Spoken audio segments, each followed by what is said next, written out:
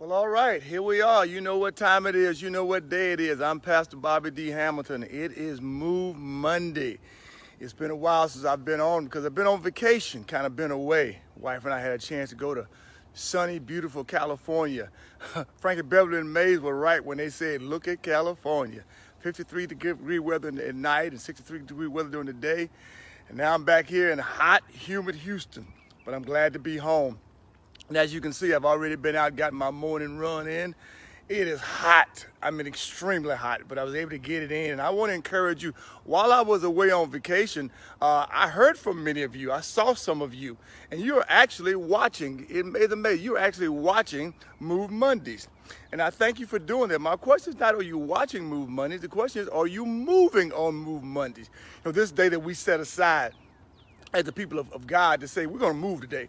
We're going to put some fluidity to our bodies. We're going to get up and ambulate. We're going to make sure that we do those things we say we're going to do. Many of you have Apple Watches, you have Fitbits, and you're watching your steps, you're counting your steps, but you also have to make steps. So I want to encourage you today. On Saturday, I had a meeting with our discipleship team at the church, and I want to encourage everyone as part of that discipleship ministry that today set it apart to move.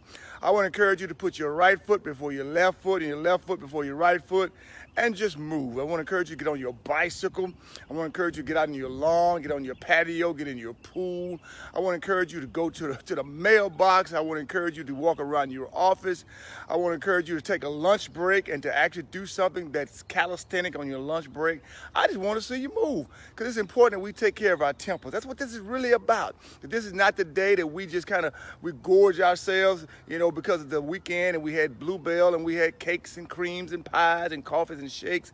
But today, the day we set aside to move. So I want to encourage you, everyone in our discipleship ministry, and all you who watch faithfully online, to just move. Just move, whatever you do, whatever capacity. In fact, let's take it a step further. I want you to indicate, if you would indicate on this site right here, right now, what you're going to do to move. What are you going to actuate? What are you going to engage yourself in today that constitutes a move?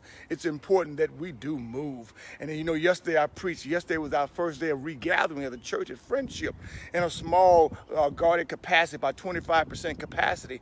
And I started a new mini-series entitled The Next Chapter, because God has a next chapter for our lives. God has spared us. God has been gracious and merciful to us. And with that, God has a new chapter.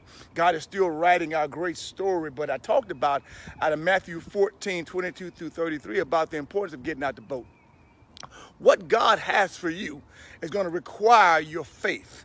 It's going to require you to believe that he's big enough and bad enough and bold enough, and that he has power enough to see you through what he called you to. It's not enough just to simply sit there and just discuss and dialogue and write theological treatises about the greatness of God. You got to move. You got to be able to get up and actually step out in faith, get out of your boat. And I talked yesterday, you can go online to YouTube and see the message from yesterday when I talked about get out the boat. You have to actually be able to get out of your boat and move. You have to actually understand that place, that comfort zone, that place in which you have just nestled into, that routine that you're in, that area in which you've already just do it by rote. You've got to now, regardless of your age, regardless of your physical capacity, regardless of your intellect, regardless of what part of town you live in, what state, what country, what nation, you have got to be able to believe God and get out of your boat. Because the miracle happens outside the boat. The miracle doesn't happen inside the boat. And you pray for miracles, you talk about miracles, you talk about great things God's going to do with you in your launching your new initiatives and you being a different agenda for your family and in your ministry. You talk about all of it, but many times it's just talk. You got to get out the boat. Today, I encourage you to take that step of faith, take that walk of faith, to be able to, that thing God put on your heart, that seed that God planted in your spirit, it's only going to grow if you water it by faith. But you got to believe and see God for yourself and believe how big and bad God is and get out that boat and walk. So today I want you to start walking.